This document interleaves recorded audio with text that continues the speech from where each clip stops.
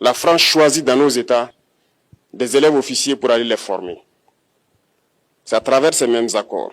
Mais en réalité, ces officiers qui partent se former pour la plupart, pour la France, ils viennent pour servir l'État français dans leur pays. Ils ne viennent pas pour servir nos pays. Ils les forment pour qu'ils viennent servir les intérêts de l'État français. J'en veux pour preuve. Lorsque nous nous sommes révoltés, beaucoup d'officiers au Burkina qui ont été formés en France ont été immédiatement contactés pour leur dire que c'est le moment de se mettre en action parce que vous avez été formés pour ça, pour servir les intérêts de la France.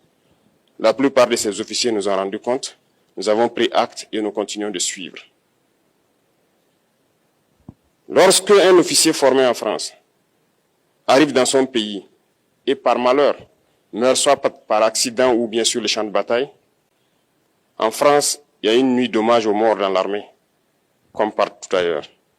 À la nuit d'hommage aux morts, on cite le nom de l'officier en question et on dit « mort pour la France ».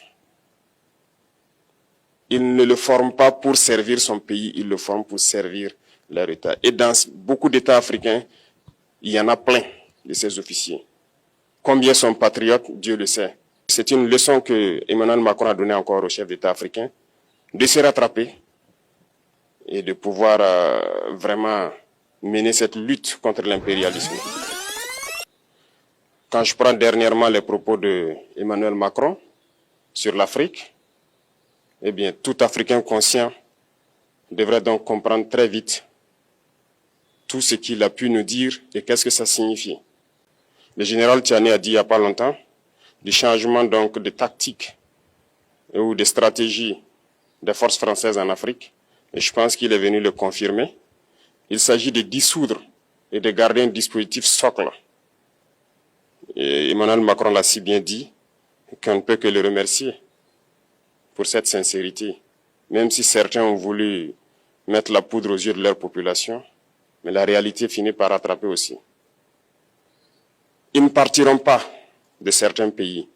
Ils ont juste dissous le dispositif. Vous ne les verrez plus dans des bases. Mais dans les ambassades, ils seront là.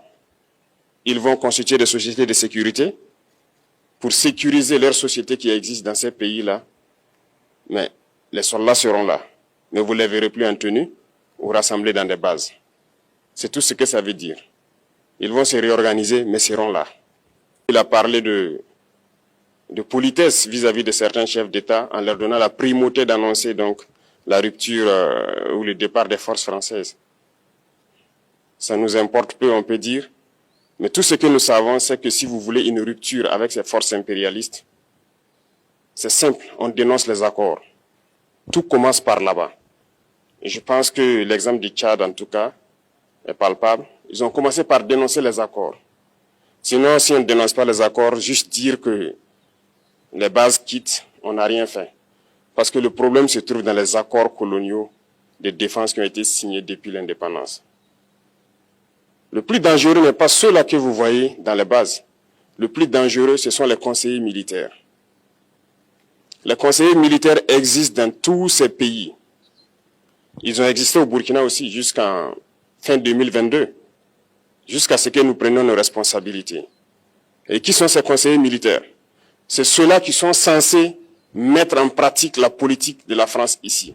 Ils doivent travailler à rendre nos armées très faibles pour que la France puisse toujours avoir l'argument d'exister ici. Sous Blaise Compaoré, ils avaient réussi. Nos sentinelles prenaient donc la garde avec des bâtons. C'est ça que la France veut de nos armées.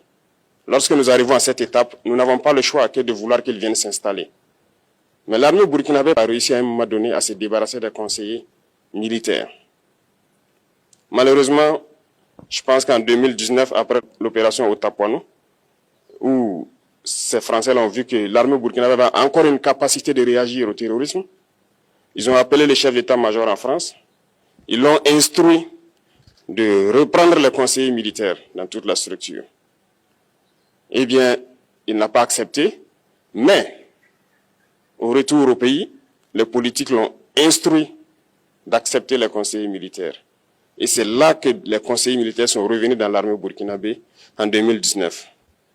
Avec toutes les conséquences qu'on connaît, l'armée était en train de disparaître dans les années 2020-2021.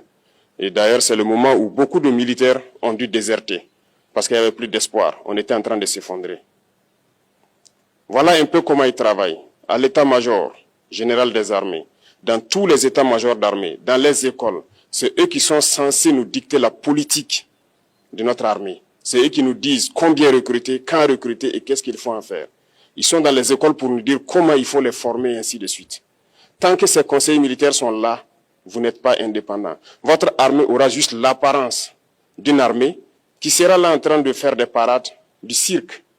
Mais lorsque viendra la guerre, vous vous rendrez compte que la parade, c'est une chose, mais la guerre, c'est une autre chose. Il faut rompre les accords. C'est la seule façon d'avoir une armée indépendante et se construire, être fort. Mais en plus de ça, il a aussi insulté tous les Africains dans ses propos. Il y a une partie qui a retenu mon attention, là où il parlait d'ingratitude. Et que l'ingratitude est une maladie non transmissible aux humains. Lui, il est humain, notre ingratitude n'est pas transmissible à lui. Voilà comment ce monsieur voit l'Afrique, voit les Africains. Nous ne sommes pas des humains à ses yeux. Peut-être que c'est lui qui n'est pas humain, il ne se met pas dans la classe des humains. Mais s'il y a bien un ingrat, c'est bien lui. Je pense que s'il n'est pas athée et qu'il prie, à chaque matin qu'il se réveille et qu'il prie, il devrait aussi prier les Africains. Parce que c'est grâce à nos ancêtres qu'il existe aujourd'hui une France. Il devra nous prier. À ses yeux, nous ne devons pas être des humains, nous sommes plus que des humains. Ce sont des messages très forts qu'il passe. Moi, je pleure le peuple français. Mais quand même, il est bien pour l'Afrique. Il est un mal nécessaire pour nous. Ceux qui veulent se réveiller, se réveillent. Ceux qui ne veulent pas se réveiller, comme on le dit, on ne peut pas réveiller quelqu'un qui ne dort pas. Les Africains doivent se réveiller. Nous devons travailler à être indépendants, à faire au moins ce que nos peuples connaissent le bonheur. Et la lutte contre l'impérialisme, c'est ça. Il faut décoloniser les mentalités, prendre en compte toutes ces données-là, parce que le monde nous donne tellement d'exemples à voir. Pour eux, il n'y a pas de morale. Ils peuvent vous désigner aujourd'hui terroriste, mais demain, vous êtes un héros. Par leur simple bouche, ils décident de ce qu'ils font. Ils parlent de démocratie, mais ils se font eux-mêmes des coups d'État constitutionnels entre eux. Ils parlent des droits de l'homme, mais ils déciment des populations ailleurs. L'Africain doit se réveiller, l'Afrique doit se réveiller. Et le combat contre l'impérialisme est permanent. Et je vous invite à incorporer ce combat, à travailler en sorte que nous soyons réellement indépendants, que nous soyons autosuffisants et que nous puissions nous développer, connaître le bonheur, ce à quoi notre peuple aspire. Merci, je vous souhaite une très bonne journée, une très bonne semaine et une très bonne année.